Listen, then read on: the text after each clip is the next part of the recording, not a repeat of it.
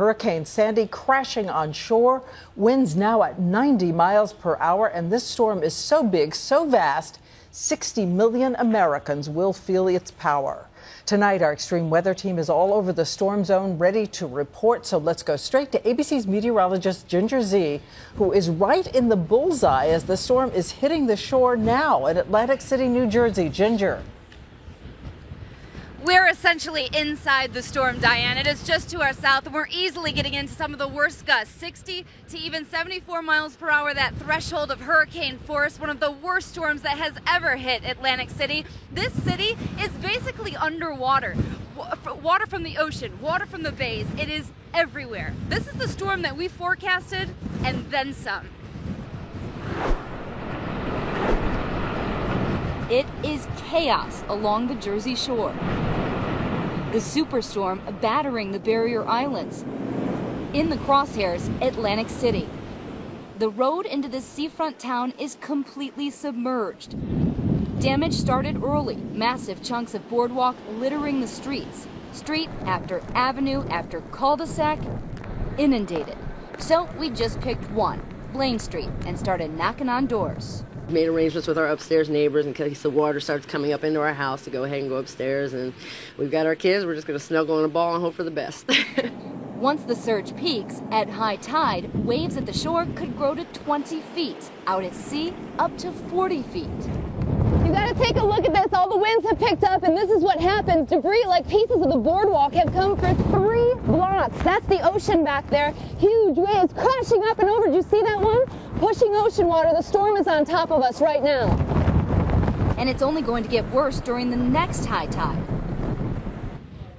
So this is taking shelter, what you're seeing right now. That's what we're doing, if you can believe it or not, one of the safest and driest places. This will be a historic storm for so many, but the storm surge is still 90 minutes away from high tide here. We'll have many more pictures throughout the broadcast, of course, but for now we'll head back to Diane. Okay, thank you, Ginger, and we'll be checking in with you throughout this 1-hour broadcast.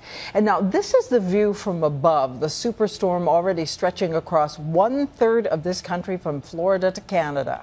1,000 miles long, delivering the kind of rain seen once every century. The flooding waters rising for hours to come, as Ginger said, and ABC's weather editor Sam Champion is reporting now from Lower Manhattan, also about to be hit. Sam? Yes, and Diane, I'm standing in water. New York Harbor is actually over the edge here, and we're standing in it. This is, by the way, driftwood that just washed up. Now, you know, before I came to ABC News, I covered New York weather for 25 years. I have never seen water in Lower Manhattan. There is water now on the streets in Lower Manhattan. Let's show you where this storm, by the way, is going to make its move once it's now on shore. But follow this, and it's very difficult to see where the center of the storm is, but it's practically right on that Jersey shoreline. But then this storm continues to be a problem even once it's on shore, kind of stepping into that Pennsylvania border by the time we get to Tuesday. Then spends Tuesday, almost all day Tuesday, in Pennsylvania. Then Wednesday, almost all day Wednesday into Thursday in western New York State. Each one of those areas will have tropical storm force wind gusts and still some heavy rain and flooding to be delivered with this storm. And it was an amazing little surprise that Sandy had in store for us when at the very last minute, almost like sprinting for the finish line, Sandy made a motion straight for the Jersey shoreline, almost doubling its speed. The East Coast is being pummeled with the power of a record-breaking superstorm. Oh my God, it's washing everything away! 90-mile-per-hour winds, driving rain, record-breaking high tides, and rough surf lashed the coastline as the storm made landfall in southern New Jersey. The mid-Atlantic and southern New England shores hit hard by flooding. Water lapping at the doors and sea foam piled up high on the boardwalk in Seaside Heights. In New York City, a construction crane buckled, dangling in high winds and raising the concern of other construction sites. The governor closed bridges, tunnels, and doubled the number of National Guard troops deployed.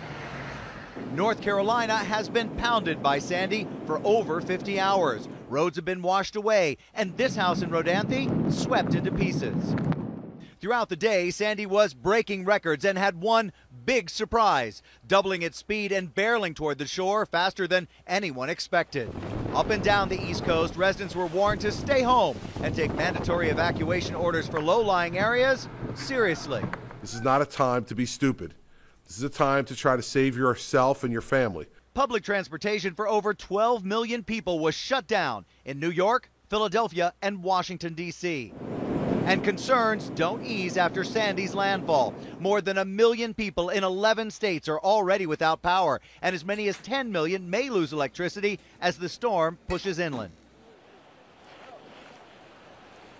This is a record surge of water, Diane, that we're witnessing right now. If you could see on the other side of New York Harbor, one of the superlatives is the largest storm surge ever in Sandy Hook, New Jersey, right over there at just about 8 feet. And now this water is rushing over the edge of lower Manhattan. And if you think this storm was just a New Jersey coast wind maker, yes, those winds were about 90 miles per hour on the shore there, but we also had an 86 mile per hour wind gust as far north as the Rhode Island coast. Diane? Okay, Sam, we'll be checking back in with you as well. And now we go to Rehoboth Beach, Delaware. As you heard Sam say, an estimated 10 million people are at risk of losing power. And we asked ABC's David Curley to tell us what's happening there and how fast. David. Good evening, Diane. You can take a look at some of these waves back here. It is an angry, angry ocean that is coming, and it was going to be up on this boardwalk here in Rehoboth Beach. But I want to tell you about the one thing that we've been keeping an eye on, and it's this lamppost right here. And these lights are still on, still electricity. There are about $1.25 million people without power already. We'll have more about what's going to happen to them in the coming hours, Diane. Okay, David, good to check in with you. We also want to go to Long Beach, New York, because Long Beach built a wall of sand as a defense against the ocean, and ABC's Ron Claiborne is there to tell us if it's holding tonight. Ron. Well, good evening, Diane. That wall of the sand berm that they built all along this shore here, it held out for quite a while, but if you look over my shoulder here, it is all now but obliterated. The pounding surf and the rising tide just took it out. The erosion, the wind, it is gone, and now water is flowing from the beach here into the city of 35,000, this suburb of New York City. They're expecting a storm surge of somewhere between 4 and 8 feet. It is possible this entire low-lying barrier island will be overflowed with water in the next 12 hours or so.